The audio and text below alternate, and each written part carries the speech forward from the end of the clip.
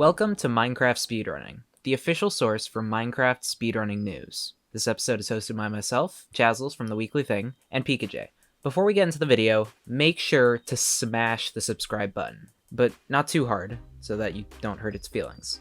First off, the times on screen are all the top PBs in the major categories since June 15th. Big congrats to all of these runners.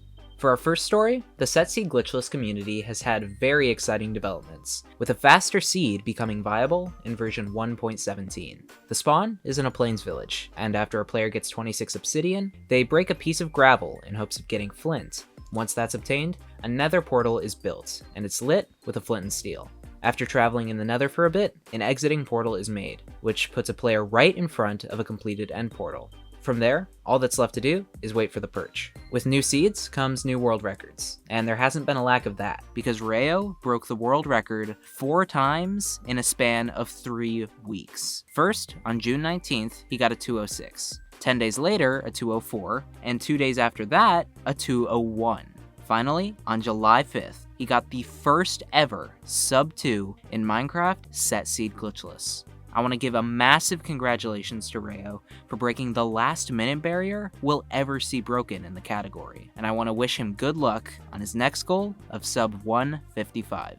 Speaking of optimization, a very advanced new strategy has been developed to the point where speedrunners can start to implement it into runs, the Fast Zero Cycle. Developed mainly by T-Wags and Matthew Bullen, the Fast Zero Cycle is essentially a strategy where the runner creates a 2 obsidian platform like the one used when the dragon perches above the fountain. The runner determines where to place the obsidian based on the dragon's position and the generation of the obsidian towers, then kills the dragon with beds similar to the 1 cycle. Because the runner doesn't have to wait for the dragon to perch, which is RNG based, using a Fast Zero Cycle can both make end fights far more consistent and be as fast or, depending on the dragon's position, even faster than instant perches. The strategy does come with a couple of caveats. Because the end can generate in several different ways, runners really have to know their stuff, and it takes a pretty thorough knowledge of end fights to be able to pull zero cycles off consistently.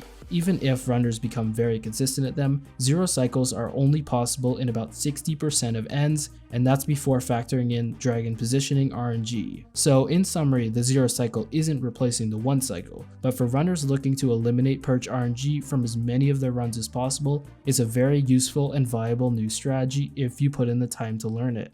Easily the biggest story of the past couple weeks is how in the span of 3 days, either 2 or 3 new world records were set across 2 RSG categories. Firstly, Corbanos finally took back the 1.9 through 1.15 world record, getting a 16:32 in version 1.15.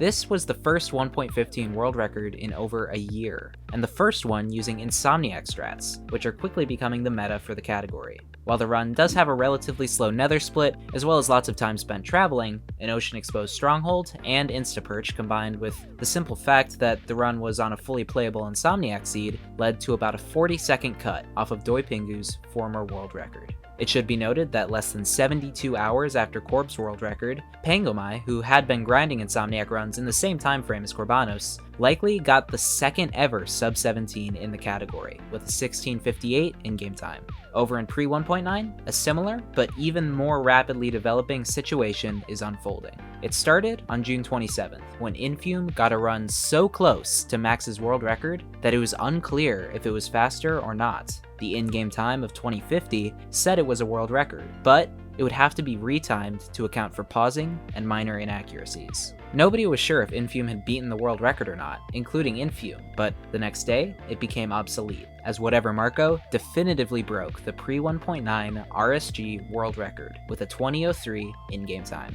Not only did those 2 runs happen on back-to-back days, but 2 days after Marco's run, Max got a 20:22, putting him in 2nd place. With either 2 or 3 sub-21s in 4 days, and the fact that runners have been getting on sub-20 pace for a long time coming, the first sub-20 in pre-1.9 is very close. The only question is who's going to get it. Drop your prediction down in the comments. Commenters who get it right will get a shout out in an upcoming video.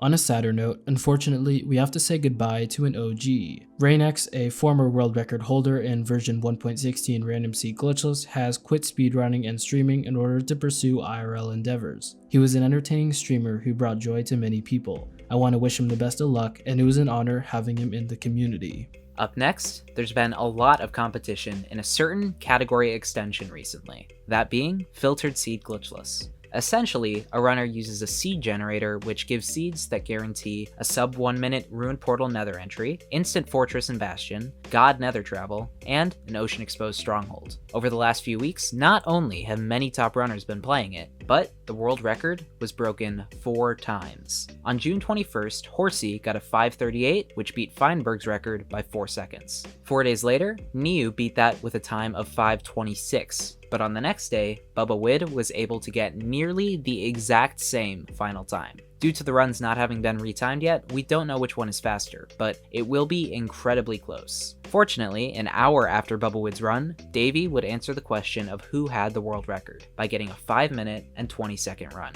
With times closing in on the 5-minute barrier, speedrunner PodX12 is organizing a bounty for the first ever sub 5, where top runners and supporters each put in $25, and the first one to get sub 5 takes the whole prize. In order to be eligible for claiming this, you have to contribute, and the current prize pool is over $600. Anyways, I want to congratulate all the runners mentioned earlier for their amazing runs, and I'll certainly be watching as the competition for the first ever sub 5 gets more and more intense. Speaking of intense competition, Minecraft speedrunning tournaments have continued to be on the rise, with Method hosting the Method Rush Minecraft Invitational, a week-long 1.16 tournament between 8 top runners which ended in the Sizzler taking home the victory. While the tournament was full of entertaining matchups, no moment topped this one from Game 1 of the best of 3 grand finals between Feinberg and Sizzler. Feinberg was finishing up the end fight while Sizzler was well behind, still in the overworld. The win was all but guaranteed for Feinberg until...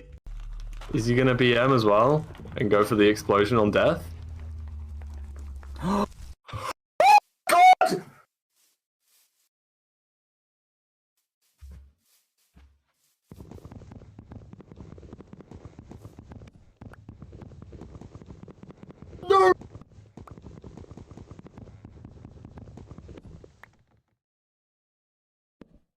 He PM'd!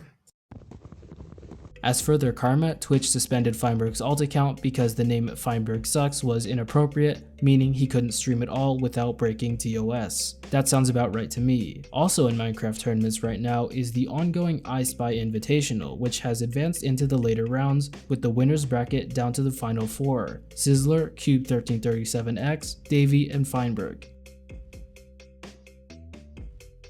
Meanwhile, the Minecraft Relay Cup is nearly complete with only 3 teams remaining. Team T-Wags without the T will compete with the Bro 7s for a spot in the finals, where the winner will play Team We Lost. Best of luck to the runners in all of these tournaments, and you can find the links to watch them in the description. Now, back to even more world record activity. On June 15th, speedrunner Hamazon acquired the world record in combined random seed glitchless, which takes a runner's best times from each of the 3 RSG categories and puts them together. With a total time of 55 minutes and 48 seconds, the run that gave him the record was a 17:48 in version 1.15. To go along with that, he has a 13:37 in version 1.16 and a 24:33 in 1.8. Believe it or not, he isn't even the only person to have a combined RSG time of 55:48, because on June 26th, the Sizzler achieved a 24:28 in 1.8, to go along with his 2013 in 1.15 and his former world record of 11:07 in 1.16. And after a long and strenuous grind, Sizzler finally became the first player to get a sub 55 in combined RSG, with a 23:25 personal best in pre 1.9, which brought his combined time to 54 minutes 45 seconds. With such an insane time, he's easing off the gas for now, but I'm definitely looking forward to seeing who can eventually break the daunting sub 50-minute barrier.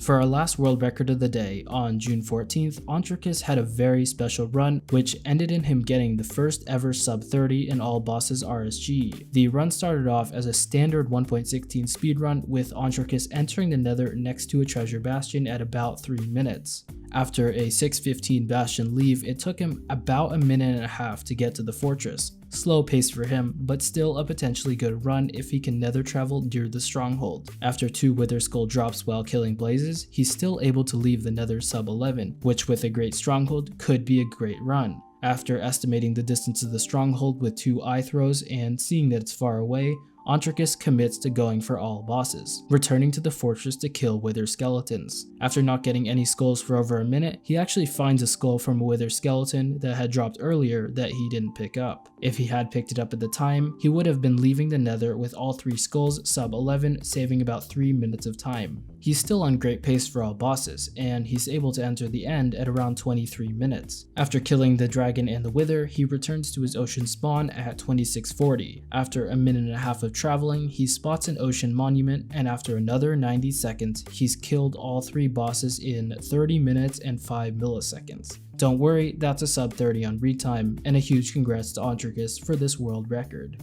Hope you enjoyed the video, and if you did, be sure to subscribe. Or else we will hold you accountable to the full extent of the law. We'll see you in the next one. And have a great day.